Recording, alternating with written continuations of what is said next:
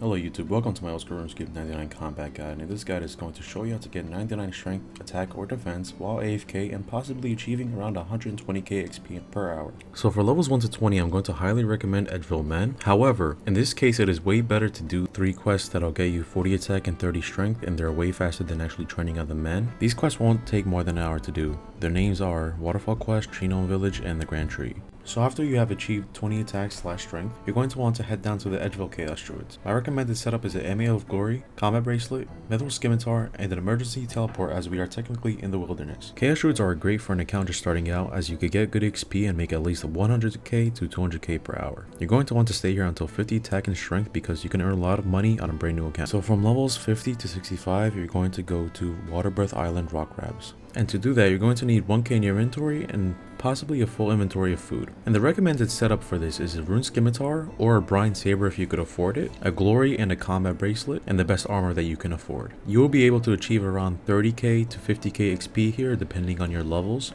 And the huge benefit that comes with rock crabs is that they're AFKable. And the only thing you have to do is that every 10 minutes you lose aggressiveness from the rock crabs, so you have to leave the area, then come back to the rock crabs and resume your AFK. So for this next method, you're going to need 65 attack and 65 strength, or a combination of the two that equals 130 total, and that is in the Warriors Guild. Now this method requires 40 defense or prayer pots if you're going to prayer flick. For you guys that are low defense or 1 defense pures, don't worry, the next method will cover you. You're going to need a mithril plate body, full helm, and plate legs, so you could use the animated armor to get tokens. There are 2 stores conveniently located within the guild that sell you potions as well as food. My recommended setup is a dragon scimitar or longsword with a dragon dagger. And for your armor, you should have full rune or the best in slot armor that you can afford. After you manage to get 100 Warrior Guild tokens, you're going to need to go to the 3rd floor of the Warriors Guild, where the Cyclops are located. You can get 60 to 85k XP per hour here, while getting a Dragon Defender. And if you ever need to restock on food or potions, you just head down to the stores on the 1st floor and just restock and then just come back up. So the method that allows you to get a rune or Dragon Defender without using any tokens is constantly clicking on the door before 1 minute hits. So what you're going to want to do is enter, try to kill a Cyclops before 1 minute, and then exit the door and then spam click your way back in. The reason this works is because 10 tokens degrade every single 1 minute, but you could easily kill 1 Cyclops before that 1 minute is up, and if you can't, just leave and then come back and finish the kill. The next method is going to be Elder Chaos Druids. Elder Chaos Druids are good for 2 reasons. The very first reason is because I've been able to achieve 120k XP per hour here, and the second reason is because you could profit 300k to 400k per hour. The only requirements for Elder Chaos Druids are 37 prayer and 60 attack if you want to hit it frequently. The XP rates will vary from 70k to 120k XP per hour. The recommended setup for Elder Chaos Druids is Dragon Scimitar or Ceradorman Sword with monk robes and 3 protected slot items. So on the off chance that you get PK'd, you lose nothing. Now for levels 70 to 99, I'm going to highly recommend the Nightmare Zone. The only requirements for this method are 43 prayer and a few quests. The quests will be displayed on the screen and they're very easy to do. So you're going to want to initiate a customizable hard dream from Dominic. So make sure you have money in your coffer. Once you have spoken to him, you will then be able to customize the dream. Select the bosses that you see on the screen and then enter the dream. Then all you have to do is just go to the center and pray melee. And the recommended weapon for Nightmare Zone is Ceradorman Sword, Abyssal Bludgeon, or a Dragon Scimitar. And the recommended armor is best in slot prayer gear.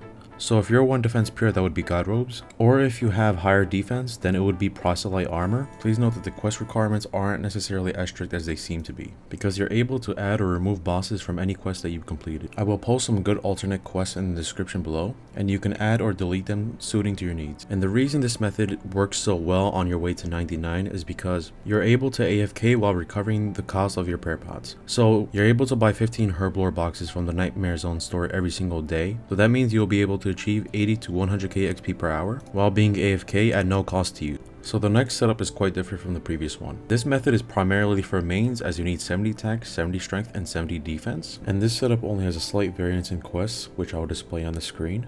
And for your armor, you're going to need a full Guthans barrel set. So the great thing about AFK Guthans is that it is way more AFKable than any other method on RuneScape. Because all you have to do is sit in the corner of the room if you're low defense, or sit in the center if you're above 80 defense. And all you have to do for this method is click once on your screen every single 19 minutes, as your player will stop attacking the NPCs if it shows no activity from the client. This method is particularly great because you can go watch a TV episode and your account will still be logged in, gaining XP for you. I'd recommend that you fix your armor using the armor stand at a player-owned house instead of fixing at Bob's store in Lumbridge, as it is much cheaper.